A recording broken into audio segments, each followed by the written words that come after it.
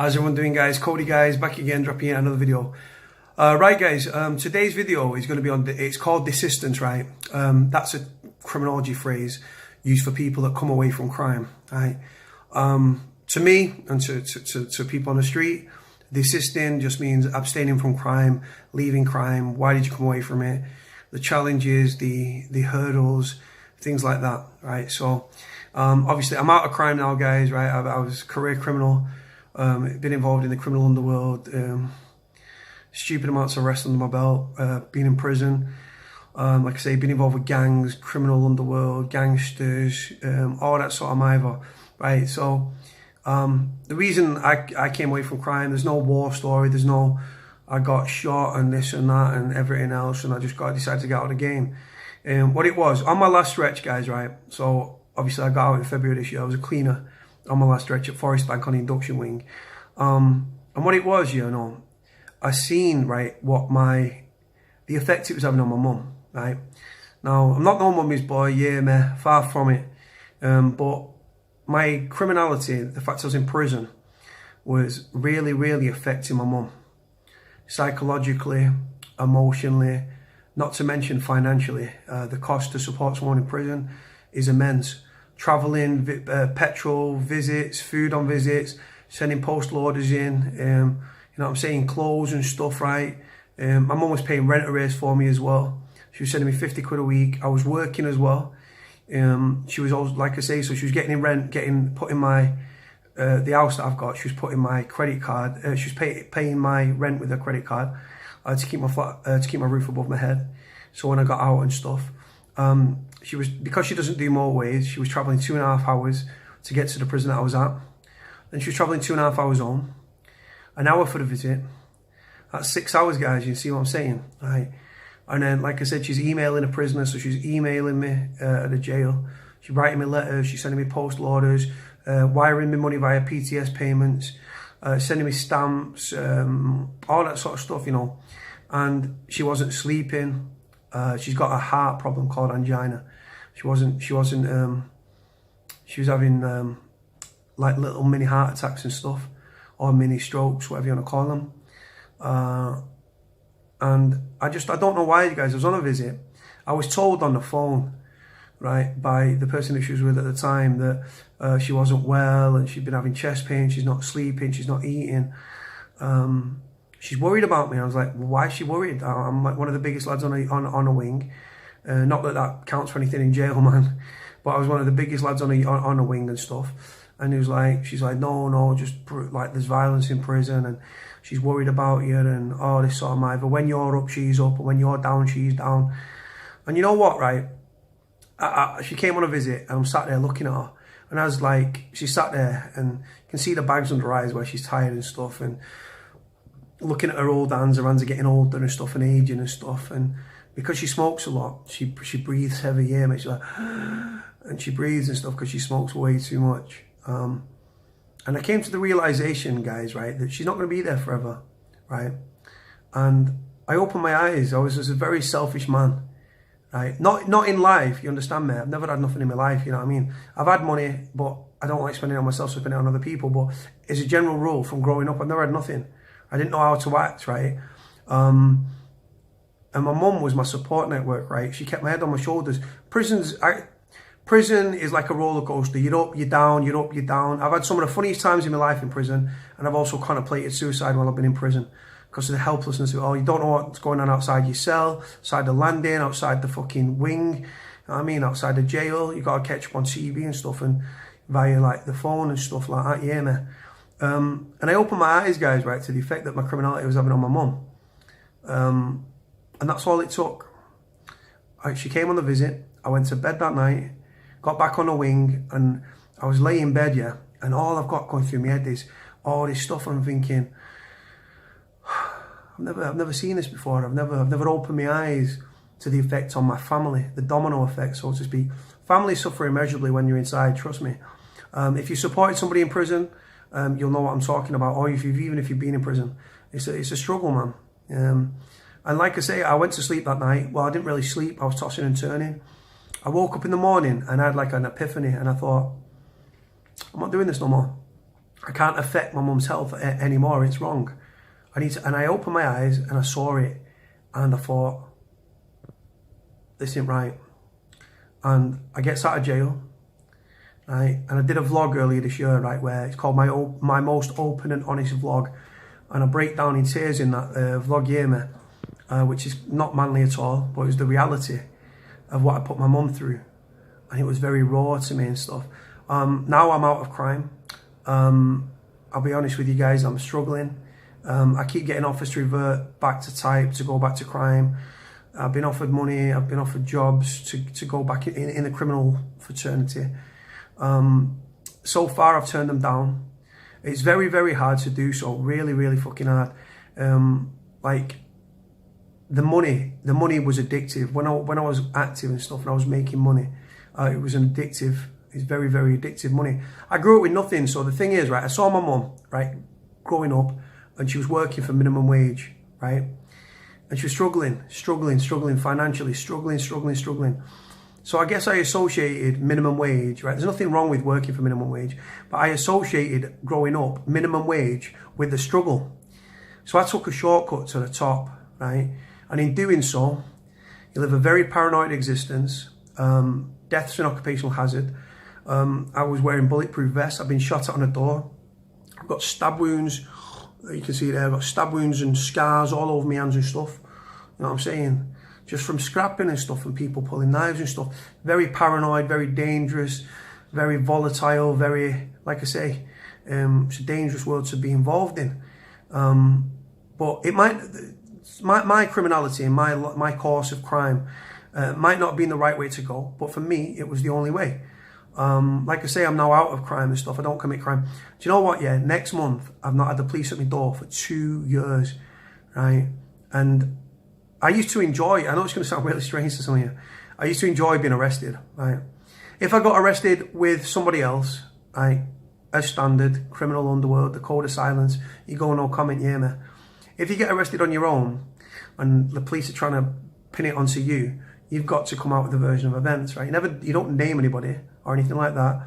You're just given a version of events. And I used to like the thrill of the chase. I used to, like, when I was wanted and being circulating and stuff, I used to get on my toes, and I was here, there and everywhere and stuff, and getting interviewed and stuff, and the police are like, we've got you, that's it, right? And then you speak on interview and blah, blah, blah, and you get NFA'd or no further action, as it's called. So yeah, like I say, people, that was the world I was living in. It was exciting. Do you know what? I miss it just for the adrenaline. Sometimes I just think, you know what? I can't get a job. I've tried to get a job, right? I get met with a stone wall, right? Because how can you send a CV to employers that's empty, right? Yeah, I've done the doors, I've done a bit of security for celebrities and all that shit, right? But you've been a minder in the criminal underworld. That doesn't, you can't put that in your fucking CV, can you? So you send your CV with next to nothing on it, no GCSEs, no nothing, right? You don't even get through the door for an interview. You get met with you've been unsuccessful, or you just don't hear anything. And it's very disheartening for someone that's trying to better themselves. Like I say, I've got a lot to give. I worked while I was in prison. I wanted to work upon release. I got no resettlement when I left prison. I was kicked out the door with 46 quid like everybody else, and £5.20 for a bus fare. Bam, get out the door, right? There's some great organisations out there that are trying to help prisoners gain skills, training and employment and stuff. I don't want to rely on them, so I'm trying to do it my own way and trying to use my initiative and stuff and trying to better myself. But I can't get a job. And it really angers me, because just because I've been in prison doesn't make me a bad person. I've got a lot to give. But like I say, if you've got 40, 50 people going for a job and you've got nothing on your CV, even for an agency or something, they look and just think, no. And I've applied for jobs. I've not really applied for agency. I know agency, they say they take on anyone and everyone and stuff. But like I say, it's just the way that it is. I feel victimized because I've been in prison. And I'm struggling. And I've become reliant on benefits and stuff, which is embarrassing. I've always worked. Well, I've not always worked, but I've made money. I've had money. I've not had money. I've been homeless. I've lived in city centre apartments. I didn't save money. Obviously, I don't like spending money on myself, and I've looked out for other people and stuff. And I never invested my money. A lot of prisoners and people involved in crime, they invest their money. I didn't invest my money. So like I say, the chance and the opportunity to revert to type are ever present and stuff. I mean, a lot of people leave prison and they stay on a crimeless path, right? But then eventually the urge to make good money gets the better of them because they've got bills to pay, they might have kids to pay for, they might have a roof over their head, mortgage, rent, whatever, right? And they resort back to crime because 100% of something is better than 0% of fuck all. And what I mean is, if you're trying to get jobs and you're being met with a stone wall, right, and you can't get a job, then you're on your ass, right? And crime pays. Right? Now, I wouldn't tell anyone to go into crime or anything like that, but with fewer police on the streets and stuff, crime rates are soaring across the board. And like I say, so it's very easy to go back into a life of crime. It really, really easy. And like I say, the offers are ever present. The opportunities are always there. Like I said, I cut out everyone I'd ever known, associates, friends of friends, everything, right, for my mum. Now, that's not big, it's not bad, or it's not clever, right? It doesn't make me mummy's boy neither. I open my eyes. If I had a missus and kids, I would have looked and thought, it would have been the same. If I had missus and kids, I would have had the same epiphany. And I would have yielded what I was doing to adapt what I'd learned. And like I say, I don't look over my shoulder anymore. If my door goes, it's not the police. But it's a boring life. I've gone from living life, guys, at 1,000,000 miles an hour to living my life at like a snail's pace. And I'll be honest with you, it's fucking boring. Some of the stuff I got up to when I was involved with the criminal underworld, and some of the stories I'd have to tell you would make you laugh. And I've had some great times. I've got some great memories. I'm trying to do it through the legal means now. I mean, I'm going to be working with the University of Salford with their criminology department and stuff. That's something I'm looking forward to. That's paid. I'm actually get paid for that. That's the first legal money I've earned in forever. It really, really is. And like I say, I was a product of my environment.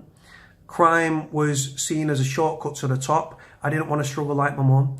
I wanted to earn money and I wanted to provide for my mum, for my dad, and for my sisters and stuff. I didn't want to struggle like they struggled. I wanted to show them the good things in life. I didn't want to show them living handsome house, struggling and stuff, growing up on the estates and everything. My mum's still a cleaner. She's still working for minimum wage, guys, right? And like I say, I just wanted to make my family's thing better. So I saw it as a shortcut to the top. It is a shortcut to the top. I did make money. I was successful in what I was doing. But then you've got the paranoia, the fear that comes with it, the fact that you could get fucking shot, that you're involved with gangs and criminal underworld and paranoia and police tapping your phone and cell sighting your phone and bugging your fucking properties and stuff and bugging the cars and all that sort of stuff. A very, very paranoid existence.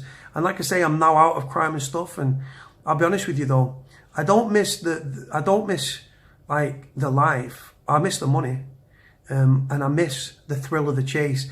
There's nothing adrenaline. Some people commit crime just for the laugh of it and just for the buzz. Like people take chase by the police just for a buzz. My crimes were above that, but the adrenaline of the chase and having the police coming after you and like going through doors for you and the interview and the will they won't they, like CPS and stuff like that. They're going to charge me. They're not going to charge me. I'm getting bail. I'm not getting bail. I'm getting remanded again. All that sort of stuff. I miss all that sort of crazy shit that went on. But yeah, I'm out of that now. So like I say, I'm a better person for it. I'm trying to do this university course with Stephen French, who you've seen on the videos and stuff. We need to link up with Frenchie again. Speaking about Frenchie, as you'll see here, got like 4 of Frenchie's books. And then what I'm going to do, next time I'm down in London and I'm with Frenchie, I'm going to do a draw. And I'm going to get Frenchie to sign some of these books. And then I'm going to do a bit of a giveaway for the people that subscribe to me and stuff and follow me and comment and stuff.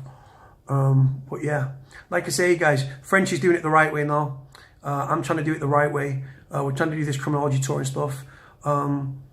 Yeah, desisting is one of the hardest things I've ever had to do. Like I said, the opportunity to revert to type are ever present. Money talks. As of now, I'm staying away from crime.